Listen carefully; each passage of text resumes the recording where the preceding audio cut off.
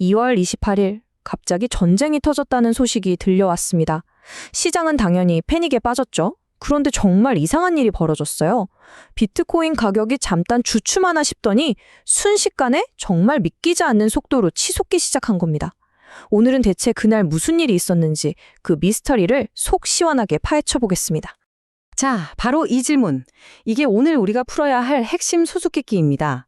상식적으로 전쟁이 나면 모든 게 불확실해지니까 위험자산 가격은 떨어지는 게 맞잖아요. 그런데 비트코인은 왜 이 모든 상식을 완전히 뒤엎어 버렸을까요? 그 이유를 알게 되면 시장이 어떻게 돌아가는지 그 숨겨진 원리를 엿볼 수 있을 겁니다. 한번 제대로 들어가 보죠. 이 타임라인을 한번 보세요.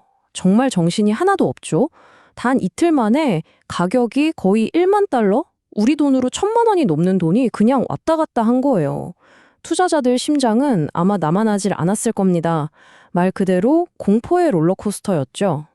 자, 그럼 이 난리통을 설명하는 가장 유명한 이론부터 한번 살펴볼게요. 바로 디지털 금 이론입니다. 아마 여러분도 한 번쯤은 들어보셨을 거예요. 그런데 과연 이게 정답일까요? 이 설명이 왜 현실과 다른지 제가 지금부터 명확한 증거를 보여드리겠습니다. 이론만 들으면 어때요? 굉장히 그럴듯하죠. 정부나 은행이 마음대로 할 수 없는 나만의 안전한 금고 같은 느낌이잖아요. 하지만 실제 위기 상황에서 데이터는 과연 뭐라고 말했을까요? 한번 보시죠. 이 표가 모든 걸 말해줍니다. 데이터는 거짓말을 안 하잖아요? 보세요. 최근에 있었던 모든 큰 전쟁들 초기에 비트코인은 단 한 번의 예외도 없이 하락했습니다.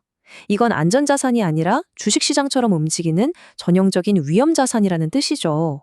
디지털금이라는 멋진 말은 현실 데이터 앞에 그냥 무너져 내렸습니다. 이게 결정타입니다. 진짜 위기의 순간에 투자자들한테 자, 비트코인 살래, 금 살래 하고 선택지를 줬더니 사람들이 비트코인이 아니라 금으로 달려갔다는 거예요. 이보다 더 명백한 증거가 있을까요? 그럼 디지털 금이 아니라면 도대체 누가 범인일까요?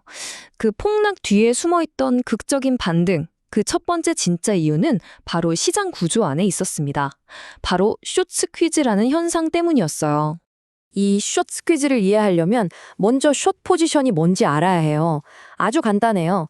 저거 가격 떨어질 거야에 돈을 거는 거예요. 떨어지면 돈을 버는 구조죠. 43억 달러, 우리 돈으로 6조 원이 넘는 어마어마한 돈입니다. 이 돈 전부가 비트코인 가격은 떨어질 거야에 베팅하고 있었던 거예요.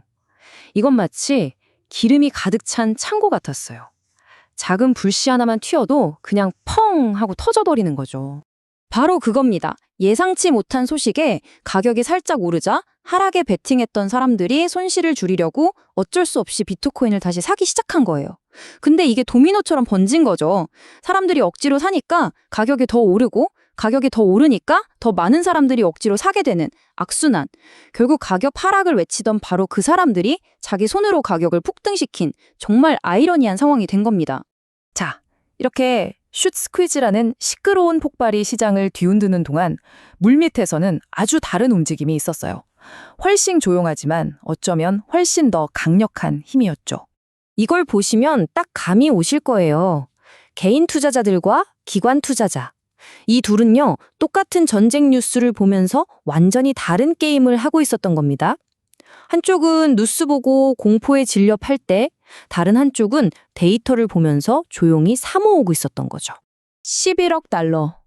개인들이 공포에 질려서 비트코인을 내다 팔던 바로 그 3일 동안 비트코인 현물 ETF로는 우리 돈으로 약 1조 6천억 원이 넘는 돈이 조용히 들어오고 있었습니다. 누군가 던지는 걸 거대한 누군가가 전부 다 받아내고 있었던 거죠. 그럼 대체 누가 이렇게 사고 있었을까요?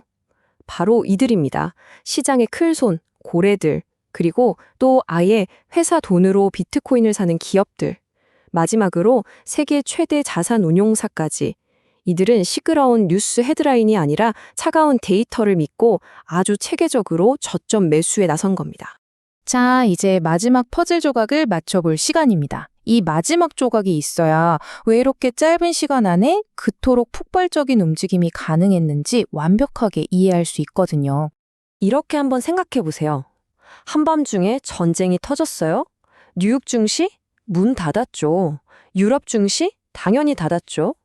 그때 전 세계에서 돈이 움직일 수 있는 유일한 창구가 바로 24시간 열려있는 암호화폐 시장이었던 겁니다. 좋은 선택지가 아니라 유일한 선택지였던 거죠. 700%. 이 숫자는 그냥 숫자가 아닙니다. 이건 절박함의 특이예요. 당장 내 나라에 폭탄이 떨어지는데 은행은 문을 닫았고 환전도 안 돼요. 그때 내 전 재산을 지킬 수 있는 유일한 탈출구가 바로 암호화폐였던 겁니다. 사람들의 생존 본능이 만들어낸 숫자죠. 자, 이렇게 디지털 금이라는 신화 뒤에 숨어있던 세 가지 진짜 이유를 알고 나니까 이제 좀 전체 그림이 그려지시나요? 그럼 가장 중요한 질문이 남았죠. 그래서 우리는 이제 뭘 해야 할까? 이 구조를 알면 우리만의 대응 전략을 세울 수 있습니다. 핵심은 이겁니다.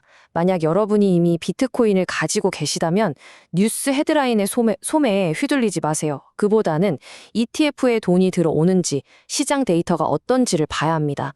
그리고 만약 이제 막 투자를 고민하신다면 절대로 성급하게 뛰어들지 마세요. 시장은 여전히 살얼음판이니까요. 감정이 아니라 철저한 계획으로 움직여야 합니다. 결국 우리는 이 질문 앞에 서게 됩니다. 다음 위기가 찾아왔을 때 여러분은 쏟아지는 뉴스들 속에서 길을 잃으시겠습니까? 아니면 그 밑바닥에 흐르는 거대한 시장의 구조를 읽어내시겠습니까? 오늘 저의 이야기가 여러분의 선택의 작은 등대가 되었기를 바랍니다.